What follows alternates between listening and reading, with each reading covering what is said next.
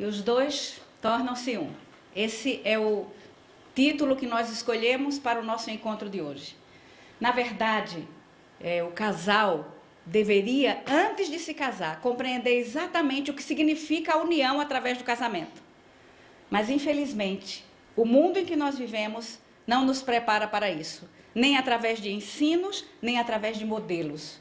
O que é que a sociedade atual nos oferece? Um divórcio fácil. Há até um estudo para que o divórcio possa ser feito pela internet. Na verdade, o plano é que você possa casar de manhã e se divorciar à tarde.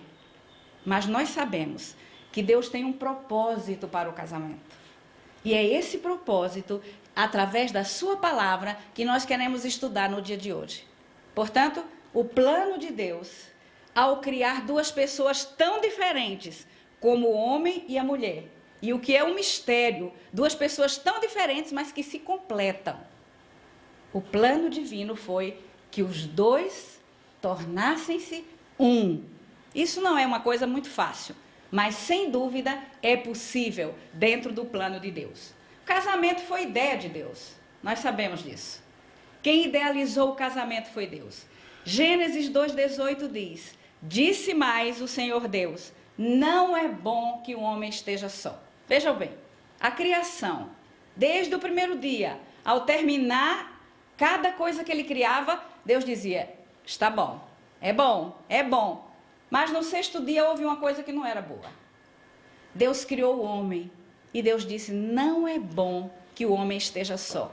Então, na verdade, Deus não fez o homem para ser sozinho. E é por isso que nós temos necessidade de uma companhia. E é por isso que nós sentimos falta de alguém.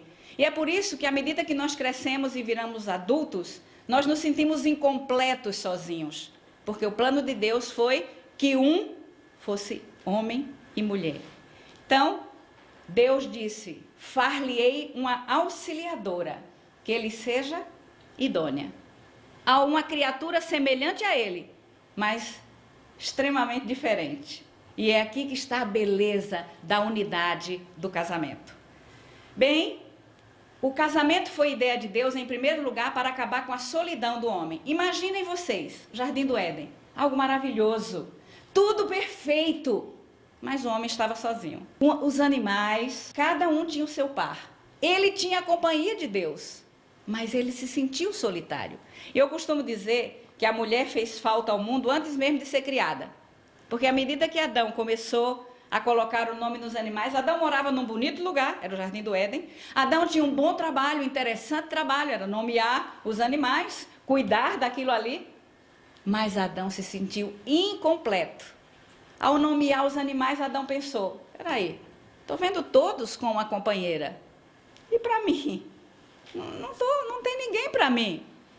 Mas Deus disse, não é bom. Eu vou fazer uma companheira para Adão.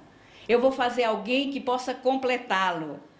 E Deus criou a mulher a fim de proporcionar felicidade e não tristeza. Eu gosto de pensar, naquele dia, quando Adão acordou do sono e viu aquela mulher. Uau! Vocês podem imaginar? Linda, perfeita. E Adão deve ter dito, nossa, é tudo que eu preciso. É tudo que eu gostaria de ter. É tudo que eu sonhei. Esse é o plano de Deus. Que a mulher complete o homem para trazer-lhe alegria, para trazer-lhe felicidade. Aí sim, estava completa a felicidade de Adão. O nosso Deus não mudou, os planos dele não mudaram. Apesar do mundo dizer que a família está fadada ao fracasso, apesar do casamento já não ser muito valorizado pela nossa sociedade, mas o plano de Deus ainda é especial para o casal e para o casamento. Isso exige uma união inseparável. E quando Adão disse, esse é osso dos meus ossos, então é algo que faz parte de mim, eu não posso tirar de mim. E é bom que a gente entre no casamento pensando assim. Uma união inseparável. Quando você deixa uma porta aberta para uma separação, seu casamento já começa minado. Sabe o que tem acontecido hoje? Homens e mulheres entram e saem de casamentos como se casamento fosse uma porta giratória. É quase uma brincadeira. Alguns chegam a dizer, bom, nós vamos casar. Se não der certo, a gente separa. Com certeza vai separar, com certeza. Porque se você entra pensando que a separação é a solução, é lógico que o inimigo vai mostrar a você que não existe outra solução a não ser a separação. Por isso nós temos que cuidar muito da unidade da vida a dois. Como deve começar o casamento? E agora nós vamos chegar no ponto importante, que a Bíblia relata exatamente como é que deve ser o casamento. O casamento tem que começar com o abandono de todos os outros relacionamentos. É algo diferente, não é verdade? Nós temos que deixar os nossos relacionamentos. E a Bíblia é muito clara. Gênesis 2:24 diz, por isso deixa o homem pai e mãe, e se une à sua mulher, tornando-se os dois uma só carne. Vejam bem, quando Deus disse isso, Adão tinha mãe? Adão não tinha mãe, não tinha pai. Mas Deus disse, deixa o homem pai e mãe. Nesse texto está incluído todas as regras importantes para o casamento. E se você não se der bem no seu casamento, é porque você deixou de seguir algumas dessas regras. Pode ter certeza disso. Então, o casamento começa com o abandono de todos os outros relacionamentos. Esse texto tem 3 partes importantes. Primeiro, deixar. Deixar pai e mãe. Não é uma coisa muito simples, não é verdade? Porque esse é o maior relacionamento, o relacionamento mais importante da nossa infância, da nossa adolescência. Então há um vínculo muito forte, há um laço muito forte nesse relacionamento. Mas a Bíblia diz que é preciso deixar. Você não consegue se unir se você não deixar. Olha a importância do texto. Para você se unir com a outra pessoa verdadeiramente, você precisa deixar. E só depois, nessa união, é que os dois tornam-se um, que é o plano de Deus. Vamos dar uma analisadinha em cada um desses textos. O que seria deixar pai e mãe? Queridos, deixar pai e mãe envolve um deixar geográfico. Há um ditado que diz, e ele é muito correto, quem casa, quer casa. Então você nunca deve casar para morar com o pai e com a mãe. Nem de um, nem de outro. Porque isso não vai dar certo. Ah, mas é que a gente não tem muito dinheiro, vamos economizar. Pois economize de outra maneira, ou espere um pouquinho para casar. Mas é importante que ao casar, o casal tenha a sua própria casa. Por quê? Porque esse começo de casamento é um período de adaptação. Não é uma coisa simples, não é uma coisa fácil. Adaptação de personalidades. Imaginem vocês, cada um, ao deixar a sua casa, traz uma bagagem emocional. Vamos dizer que você traz uma mala. Ali estão seus hábitos, ali está a maneira que seu pai trata a sua mãe, ali está a maneira como o amor é expresso no seu lar, ali está a maneira como se resolvem os conflitos dentro da sua casa. Só que o seu parceiro, a sua parceira, o seu cônjuge, traz uma mala também, e normalmente é diferente. Agora, essas duas bagagens precisam se unir e formar uma bagagem só. Agora é uma mala só. E para isso, alguma coisa tem que ser descartada. Então a gente tem que deixar mesmo o pai e mãe e vir para um ambiente. A sua pode ser uma casinha pequena, pode ser com pouca coisa, mas é a casa de vocês. É ali que vocês vão aprender a lidar um com o outro. É ali que vocês vão aprender como conviver um com o outro. É ali que você vai ser a dona da casa e você vai ser o líder do lar. Do contrário, você vai estar sempre na casa da mamãe ou na casa da sogra. Segundo deixar, é o deixar financeiro. Se você não tem condições de sobreviver, o casal, e depende de mesada dos pais, não case. Não case. Você precisa saber que você tem que se manter. Os pais até podem ajudar, mas você não pode depender deles. Você não pode contar com isso. Então você tem que ter condições de se sustentar, de sustentar a família. E o terceiro deixar é o mais importante e é o mais difícil. É o deixar emocional. Sabe o que é o deixar emocional? É verdadeiramente e finalmente cortar o cordão umbilical.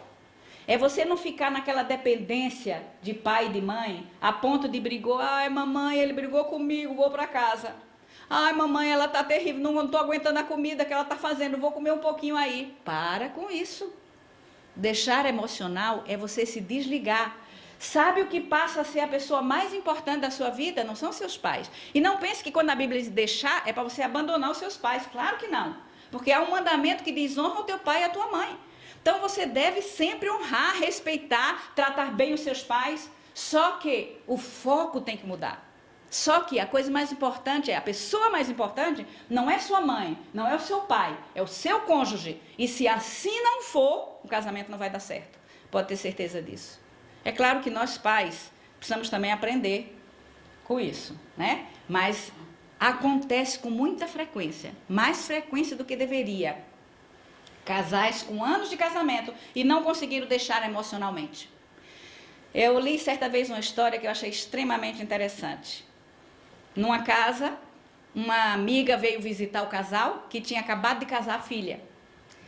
Enquanto estavam conversando, o telefone tocou, a mulher foi atender e um pouco apreensiva ela disse para o marido: querido, vá ouvir na extensão. E falaram baixinho e a ligação se prolongou. E a amiga que estava visitando ficou um pouco preocupada. O que está acontecendo nesse telefonema? Um telefonema tão longo e tão baixinho, o que é isso? Enfim, depois de algum tempo o casal voltou e a amiga perguntou: tá tudo bem? Não, tá tudo bem, era a nossa filha que acabou de voltar da lua de mel. Ah, sim? E teve a primeira briga feia com seu marido. Oh, a amiga ficou... Pois é, ela ligou pedindo para voltar para casa. Aí a amiga ficou mais chocada ainda. Acabou de chegar da lua de mel, teve a primeira briga, pedindo para voltar para casa.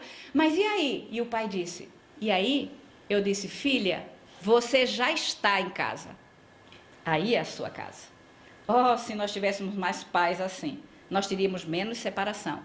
Queridos, não resolvemos os problemas da vida a dois voltando para a casa dos pais. Não. Nós resolvemos a dois. O deixar emocional é você resolver com seu cônjuge e não ficar compartilhando os problemas e as dificuldades da vida a dois. Agora, o que significa unir-se? Primeiro você tem que deixar. Você não pode se unir se você não deixar. Se você não deixar os pais, você não consegue se unir ao seu cônjuge. O foco não é mais não é mais o pai, não é mais a mãe. O foco é o cônjuge. Como se unir? Primeiro, essa é uma união diferente de todas as demais. Sem dúvida que é diferente. Pessoas diferentes, de lugares diferentes. Fico pensando, meu Deus, como é que Deus pôde trazer um homem lá do Rio Grande do Sul? Nós somos de culturas diferentes, meu marido e eu. Não é fácil, é possível que aqui haja isso também. Porque alguns se encontram aqui no colégio, um de um lado, outro de outro. Isso gera um pouco de conflito. Nós temos que aprender a administrar a vida, mas sabendo que a união, apesar de ser uma união diferente de todas, porque quando você não escolhe seu pai e sua mãe, quando você chega, você já nasceu naquela família. Você não pode dizer: não quero ficar nessa família não, quero ir naquela da vizinha. Não, você nasceu ali, pronto. Mas o seu parceiro, o seu cônjuge para a vida, esse você pode escolher. E essa escolha, você tem que lembrar que é uma união diferente das demais. No entanto, é uma união para a vida toda. Não pense que vai ser diferente disso. É uma união para a vida toda.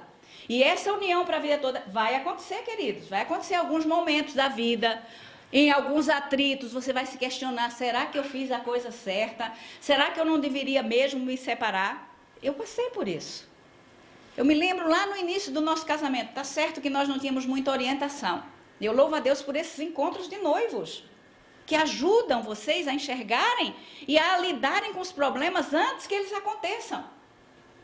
E eu me lembro que eu queria que meu marido me tratasse de uma maneira, eu queria que ele me desse mais atenção, eu queria que ele fosse aquele homem romântico, que cada noite de luar me levasse na beira de um lago só para dizer palavras de amor. Sonhos, sonhos, sonhos, né? E de repente eu comecei a pensar: mas meu marido está difícil, ele não pode ser dessa maneira. E eu achei: não tem jeito não, acho que não vai dar certo não esse casamento. E houve momentos que eu pensei: a melhor coisa que eu tenho que fazer é ir embora, voltar para a casa da minha mãe e desistir do casamento. Mas eu não fiz isso. E eu não fiz, porque eu sabia, eu fui educada, que união de um casamento é uma união para a vida toda. E hoje, 35 anos se passaram. E eu olho para trás e fico pensando: já pensou? O que teria acontecido na minha vida se eu tivesse me separado naquela ocasião? Eu não sei o que teria acontecido, mas uma coisa eu sei: que maridão que eu teria perdido, viu? É verdade. Sabe, a gente precisa lidar com os desentendimentos, lidar com os problemas, até uma adaptação. Todos passamos por isso. Lembrando que essa união é uma união para a vida toda. Portanto, nós temos que fazer um compromisso. E nós fazemos um compromisso no casamento. Nós fazemos um compromisso de amar, nós fazemos um compromisso de honrar, de respeitar, até que a morte separe. Mas alguns se esquecem. Alguns se esquecem do compromisso que fizeram, que não é só com o cônjuge, é o compromisso com Deus. É um compromisso com Deus. Se você pensar que o seu compromisso é para sempre, que o seu compromisso é para a vida toda, com certeza você vai lidar melhor com os desentendimentos, você vai lidar melhor com o período de adaptação, e logo, logo você vai entender que o seu casamento é uma bênção, que o seu cônjuge é uma bênção na sua vida.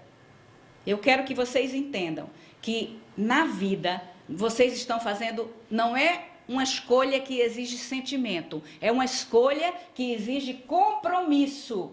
É compromisso de amar, é compromisso de respeitar, é compromisso de viver até que a morte separe. E vou dizer mais.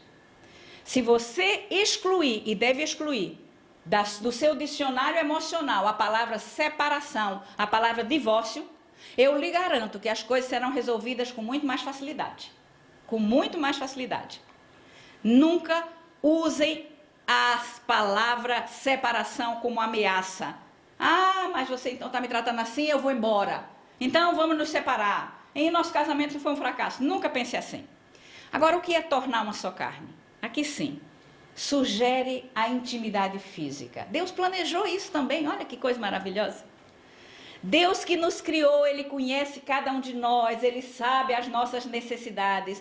E Ele deu coisas maravilhosas para a nossa vida. E quando Ele disse, deixa o pai e mãe, Ele sabia que isso era importante. E se une com o seu parceiro, com a sua parceira, com o seu cônjuge, e aí sim será uma só carne. E é por isso que nós como igreja entendemos que o relacionamento sexual é um relacionamento para depois do casamento. Porque nós estamos seguindo os princípios de Deus. E os princípios de Deus é, primeiro você vai deixar o seu pai e sua mãe. Agora você vai se unir. E só então os dois se tornam um, que é uma só carne. O que deve ser precedido, veja bem, essa intimidade física, ela não acontece por acaso não. A intimidade física, ela tem uns pré-requisitos. Ela deve ser precedida da intimidade espiritual. A Bíblia diz, e ela é muito clara, quando diz que o corpo da mulher não pertence a ela, pertence ao marido. Diz também que o corpo do homem não pertence a ele, pertence à esposa. Só que antes de pertencer ao marido e à esposa, nosso corpo pertence a quem? A Deus. É o templo do Espírito Santo. E é por isso que nós necessitamos de uma intimidade espiritual como casal. Como casal, nós precisamos de uma intimidade espiritual. Porque a intimidade espiritual, ela vai reger as nossas atitudes na intimidade física. E é importante que haja unidade espiritual, para que haja também unidade física. É importante haver uma unidade intelectual. O que é essa unidade intelectual? Nós precisamos compartilhar aquilo que nós pensamos. Nós precisamos compartilhar os nossos pensamentos, os nossos sentimentos. Nós precisamos ser amigos, nós precisamos conviver, nós precisamos ser cúmplices. É importante isso na vida do casal. Não pode haver uma unidade e não há uma unidade quando o casal tem vidas separadas. E eu atendo no consultório, às vezes, casais assim, que eu chego a dizer, vocês não são um casal. Não importa quanto tempo vocês casaram e quanto tempo vocês estão juntos, vocês não são um casal. Porque faltou essa intimidade, intimidade espiritual, intimidade intelectual e a intimidade social.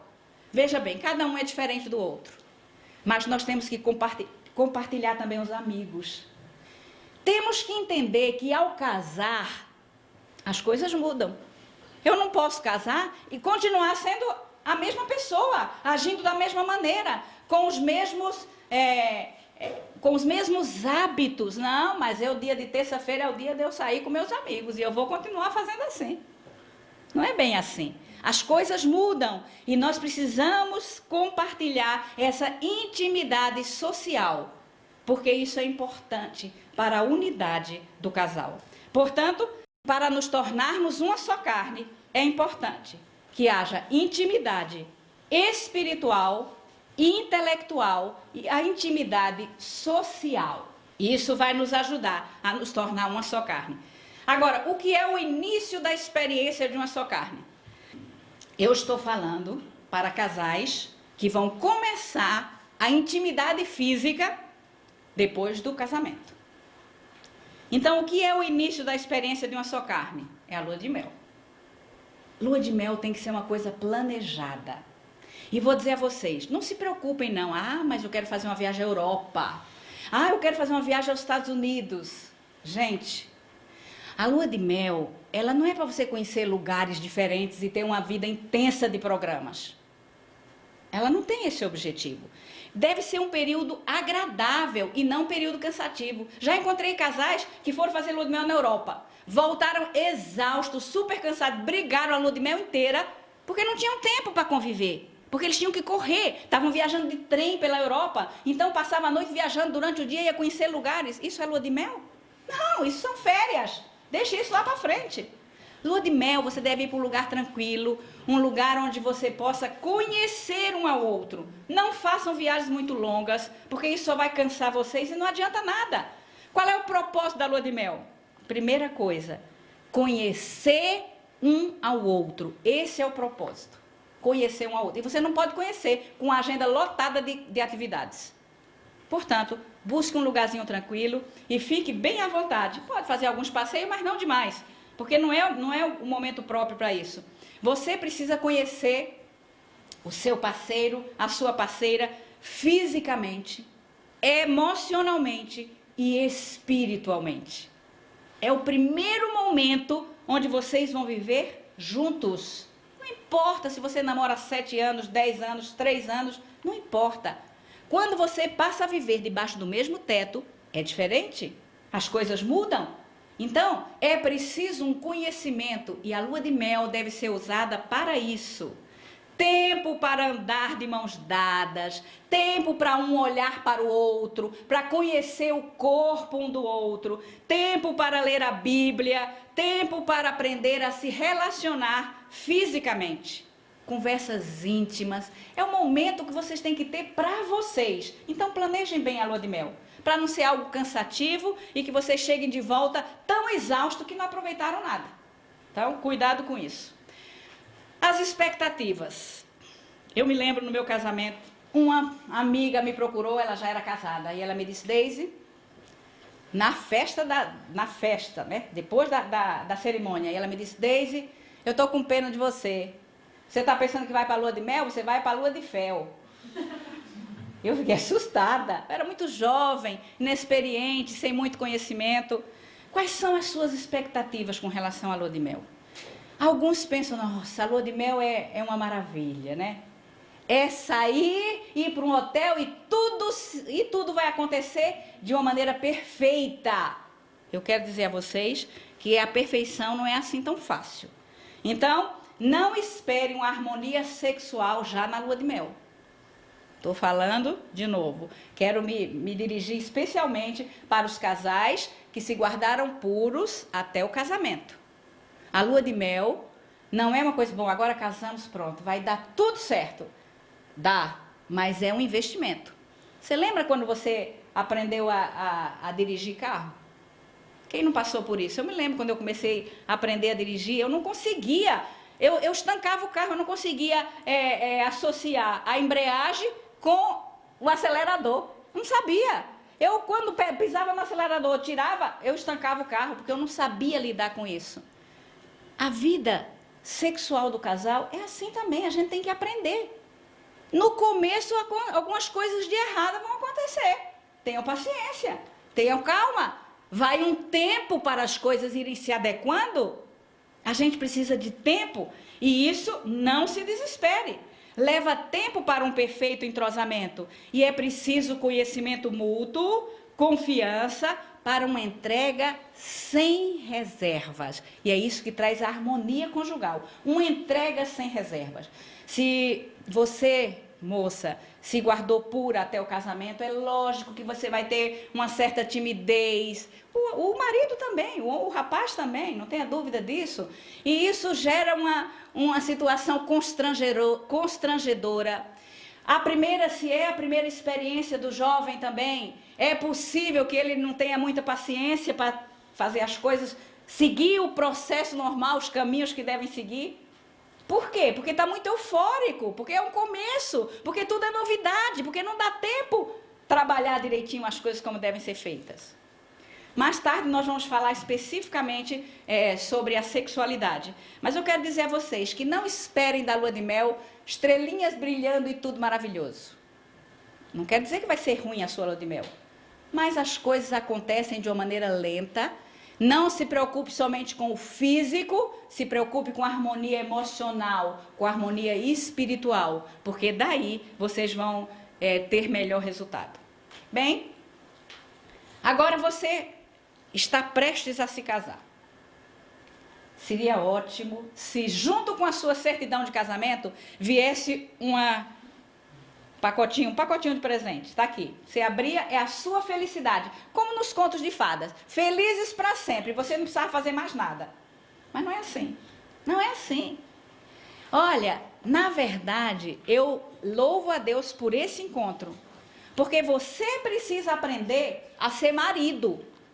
E você, moça, precisa aprender a ser esposa. Porque a gente não aprende assim no ar, não. E há muitos que casam sem noção do que qual é o papel da esposa, qual é o papel do esposo. E por conta disso tem muitos problemas. Vão aprendendo com erros e acertos. Vão tendo dificuldades ao longo do caminho. E alguns aprendem, outros desistem.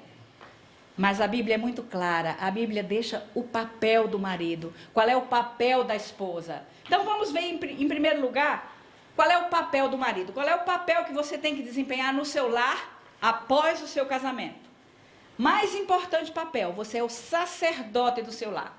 Você é o responsável pela vida espiritual da família.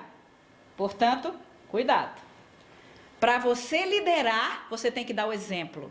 Então, não abandone Deus. Traga Deus para dentro do seu lar.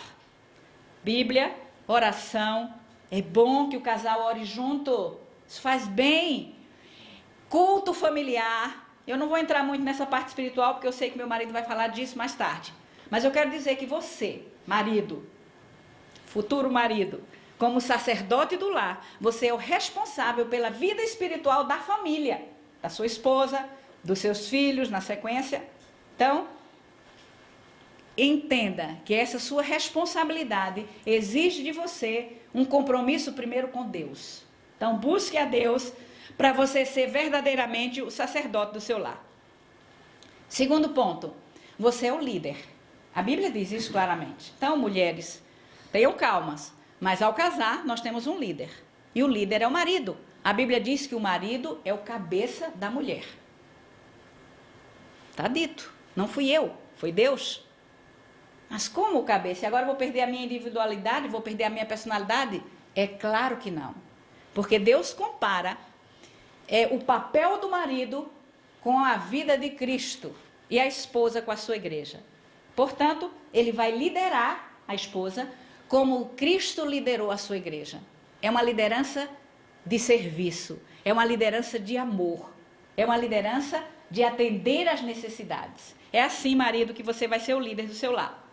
E a Bíblia diz também de uma maneira muito clara, maridos, é uma ordem imperativa. Amai a vossa mulher. Não é isso que a Bíblia diz? A Bíblia diz para o marido amar.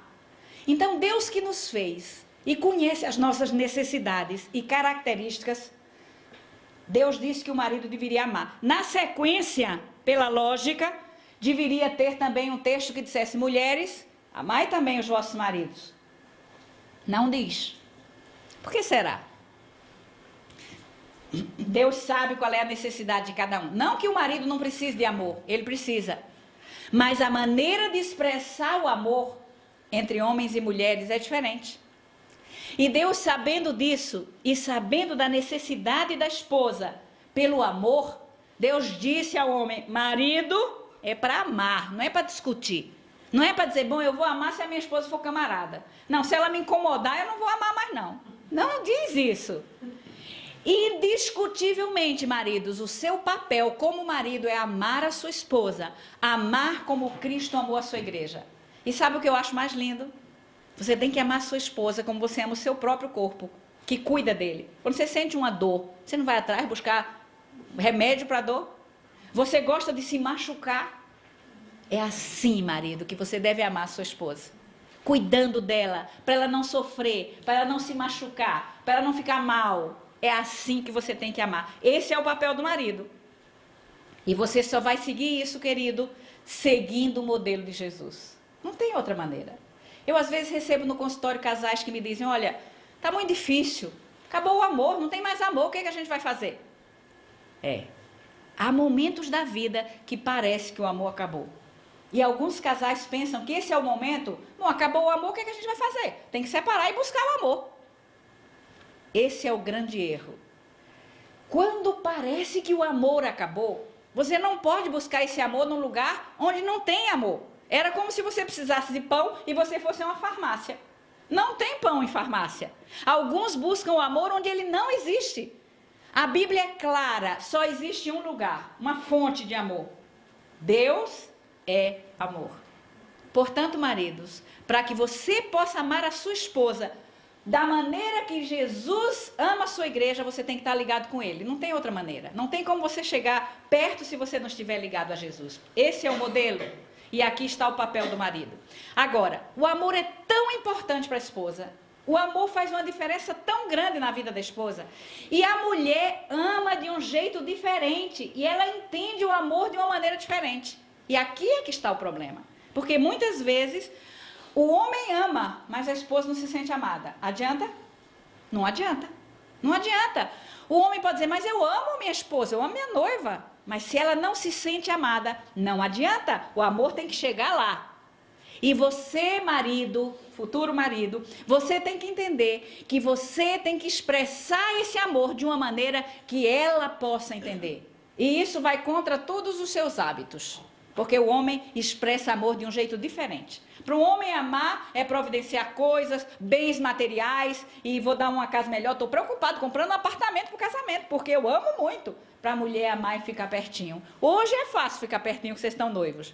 Mas daqui a pouco, quando começarem as contas a chegar, é louça para lavar, é comida para fazer, é uma confusão de coisas. Aí parece que a gente não tem mais tempo para ficar pertinho um do outro. Mas é o momento que precisa. Então, alguns passos práticos para você, marido, demonstrar amor. Primeiro, verbalizar. Não tem outro jeito, essa é a melhor maneira. Eu te amo. Eu imagino que vocês hoje dizem isso com muita facilidade. Não esqueçam disso depois do casamento. Muitos esquecem. Sabe qual é o pensamento? Alguns homens tratam a esposa depois do casamento como um patrimônio. Não, aqui ela já é minha, ela já sabe que eu amo, não preciso ficar dizendo toda a vida. Para quê? Né? Já sabe, já está tudo certo.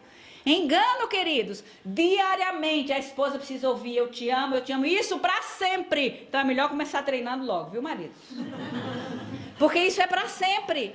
Não importa a idade, a mulher sempre vai precisar ouvir eu te amo, eu te amo, eu te amo. No começo meu marido era meio resistente para dizer isso e eu sofria demais. Gaúchão, né? Durão. Ele não precisa dizer, ela sabe. A mulher precisa ouvir. E hoje eu louvo a Deus, porque hoje ele acorda me dizendo, querida, eu te amo. E eu acredito. É maravilhoso isso, a gente precisa. Faz bem, traz saúde para a mulher. Então a mulher precisa ouvir isso. Não descuide. Por favor, não descuide nunca. Verbalize seu amor diariamente. E expresse o seu amor através das atitudes. Por quê? Porque alguns não têm dificuldade. Alguns têm. Foram criados em lares onde o amor não era verbalizado, aí tem dificuldade de verbalizar o amor. Outros não têm. Então dizem, eu te amo, eu te amo. Eu te amo, mas tudo que faz não combina com o eu te amo. Entendem o que eu quero dizer? As suas atitudes, elas também precisam dizer do seu amor. Portanto, verbalize o seu amor e expresse através das atitudes. Demonstre que a sua esposa ocupa o primeiro lugar em sua vida. Hoje é fácil vocês dizerem isso, porque ela está na prioridade. Você sai da faculdade, você está fazendo alguma coisa, mas você está pensando nela, você liga, querida, vamos nos encontrar. Todo momento querem ficar pertinhos. É fácil, é assim agora. Mas daqui a pouco isso vai mudar um pouquinho. Não descuide desses momentos. A esposa, ela precisa ter certeza que é prioridade. E você não pode dizer, mas ela é a prioridade. Não, ela tem que se sentir. E vou dizer, no início do nosso casamento, vou ilustrar com a gente, bom, somos uns poucos casados aqui, mas eu só posso ilustrar com a nossa experiência, que foi a que eu vivi. No início, meu marido me amava muito, mas ele não dizia, para que dizer? Ela já sabe. E eu morrendo, definhando, acreditem, definhando. Porque a mulher precisa saber que ela ocupa o primeiro lugar na vida do marido. Na minha ótica, quem ocupava o primeiro lugar na vida do meu marido era o trabalho dele. Porque ele só focava no trabalho. Era trabalho, trabalho, chegava tarde em casa, preocupado com o trabalho, trazia trabalho para casa, e trabalho, trabalho, trabalho. Então, quem é a prioridade na vida dele? É o trabalho. Mas ele pensava, não, minha mulher tem que ser uma mulher muito feliz, porque olha como eu amo. Estou trabalhando muito para por ela ver que eu a amo. Oferecer o melhor para ela. Sabem, queridos, pequenas coisas fazem a mulher entender que ela é prioridade. Eu me lembro, hoje, 35 anos depois, e mesmo antes dele se aposentar, eu fico pensando, a nossa vida mudou bastante. Eu tenho certeza que eu sou amada, eu sei que eu sou a prioridade na vida do meu marido. Quando foi o momento que ele diminuiu o trabalho? Não teve. Hoje ele é aposentado e ele trabalha. Mas é o estilo dele. Só que, como é que eu sei que eu sou a prioridade? Ah, queridos, não importa onde eu esteja, onde ele estava, na época que ele estava trabalhando, que ele viajava muito, todos os dias ele ligava para mim, sabe, para dizer o quê? Querida, estou com saudades, eu amo você, você é especial. Minha nossa, qual é a mulher que não se levanta, que não fica doente, que fica animada, que vibra com uma coisa dessa? É assim. É simples demonstrar que a mulher ocupa o primeiro lugar. Então ele trabalhava muito, ele viajava muito, ficava dias e dias fora, mas eu pensava, nossa, ele está cheio de trabalho, mas eu sou a prioridade, porque ele interrompe o trabalho para me ligar. Ele todos os dias me liga para dizer que eu sou importante, que ele está pensando em mim, então eu sou importante mesmo. Pronto. É isso que a mulher precisa, não é difícil. Ainda, o quarto passo, trate a sua esposa com a cortesia que você trata os amigos, porque depois que casa, muitas vezes, a gente trata assim de qualquer jeito. Eu espero que isso não aconteça com vocês. Os amigos, desculpe, tropecei em você, perdão, vou ajudar a carregar a sacola. A esposa, vai mulher, traz logo aí as coisas. Coisa muito séria. Um casal estava chegando de lua de mel num hotel. E a esposa tímida, e ela disse, vamos fazer de tudo para eles não perceberem que nós estamos de lua de mel, senão eu vou ficar com vergonha. Aí o marido falou, vamos disfarçar. Ele falou, vai, então vamos disfarçar, toma, carrega a mala. Nenhuma mulher carregaria a mala na lua de mel, né? Mas infelizmente depois alguns maridos deixam a mulher carregando a mala. Então é bom cuidar. Cortesia é importante para você tratar a sua esposa. Elogie generosamente. Hoje é fácil dizer, você está linda, você está maravilhosa. Ainda bem que vocês vão ganhar uma fita disso aqui, para vocês não esquecerem, viu? Continuar elogiando todo o tempo, sempre. Não deixe de olhar para a sua esposa, dizer que ela está bonita, que a roupa dela está bonita, que o cabelo está bonito. Porque hoje é tão fácil a gente olhar que a gente tem aquela vontade de ficar perto, de olhar muito. Mas vai casando e o tempo vai passando, a gente vai esquecendo de olhar. Vai esquecendo. A coitada da mulher corta o cabelo, 3 semanas depois o marido olha e diz, que foi? Cortou o cabelo, faz 3 semanas e ele não viu. Então acontece isso. É importante a gente estar cuidando e elogiar generosamente. Evite criticar a sua esposa. A mulher tem uma autoestima fragilizada. Ninguém tem um poder tão grande sobre a autoestima de uma mulher como o seu marido. Ninguém.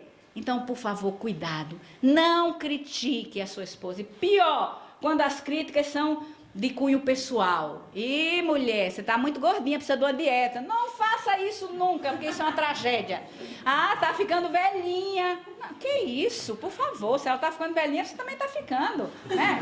Então é bom cuidar. Não fique criticando, encher essa comida. Olha, você precisa aprender a fazer pudim com minha mãe. Nunca diga isso. Nunca, isso é uma tragédia. Não importa, lembre-se, você deixou, tem que se desligar da mãe, da comidinha da mãe, que saudade da comidinha da mãe. Para com isso, não fala, porque isso é uma ofensa para a mulher. Querido, você tem que aprender a cozinhar melhor. Não precisa. Se você quer que ela cozinhe melhor, quando ela fizer uma coisa boa, você fala, nossa, minha querida, que delícia. Sabe como é que a mulher funciona? Quando você disser que maravilha, que comida gostosa, ela vai buscar receita, vai perguntar à sua mãe como é que faz alguma coisa, ela vai fazer melhor, ela vai querer fazer melhor. Agora, quando você diz, ixi, que droga, vá aprender com a minha mãe cozinhar, que você não sabe não aguenta essa comida. Ela vai ficar com tanta raiva que ela é capaz de queimar tudo e fazer as coisas tudo ao contrário. Então, é assim que funciona a mulher. Então, elogie e evite criticar. E, finalmente, jamais use comparação. Uma mulher não suporta isso. Por que você não é como a sua amiga, tá vendo? Você devia ser como a sua amiga. Por que não é como sua irmã? Por que não? Ou então, você é igualzinho à sua mãe. Não fale isso que você acaba com a mulher. Então, maneira de demonstrar amor é protegendo o emocional da sua esposa. Jamais use qualquer comparação para fazê-la mudar. E agora nós, mulheres, qual é o papel da esposa? Deus, quando criou a mulher, ele definiu o papel da esposa. Ele criou para ser uma auxiliadora. Então, a mulher, ela veio para ajudar o marido, ser uma companheira, para colaborar. Esse é o nosso papel. Então, lembre disso, quando você começar a sua vida de casados. E a mesma Bíblia que diz que o marido deve amar a esposa, diz, e a mulher respeite o seu marido. Deus sabia das nossas dificuldades, né? Ele nos criou. Deus sabia que o homem ia ter uma certa dificuldade de expressar o amor. E a mulher ia ter dificuldade de respeitar. Mulheres, lembrem disso lá na frente.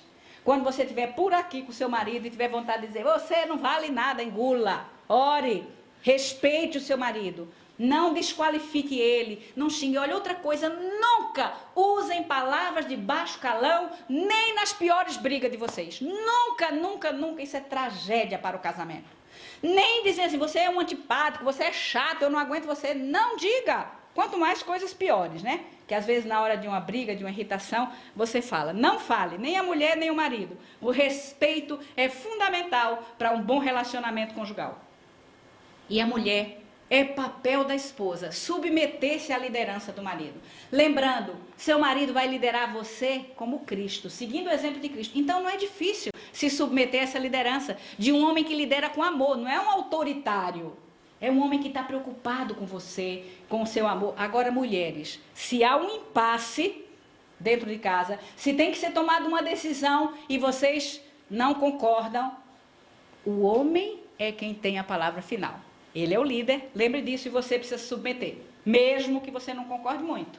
Mas se há um impasse, a palavra final é dele. Lembrando que você se submete ao seu marido como se submete ao Senhor. E aqui está. Você só consegue ser submissa ao marido se você for submissa ao Senhor. Primeiro ao Senhor e depois ao seu marido. Assim fazendo, você estará seguindo o papel que Deus recomendou para você como esposa. Agora, alguns passos para você demonstrar respeito, que é a parte mais importante da vida de casados. Primeiro, coloque o foco nas virtudes e não nos defeitos. É fácil olhar os defeitos, reclamar e criticar.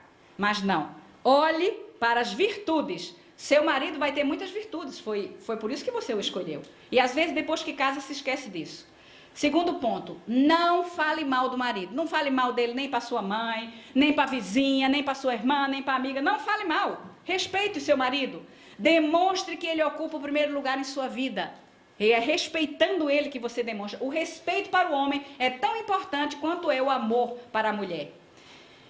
Quarto ponto, elogie e valorize o que o seu marido faz. Isso é importante para o homem. Valorize aquilo que ele faz, ele gosta disso. Seja fã número 1 do seu marido.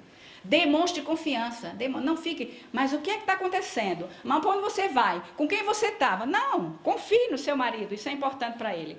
E não o exponha a situações constrangedoras, nem por brincadeira. Às vezes, você nem precisa falar nada, mas um sorriso já estragou tudo.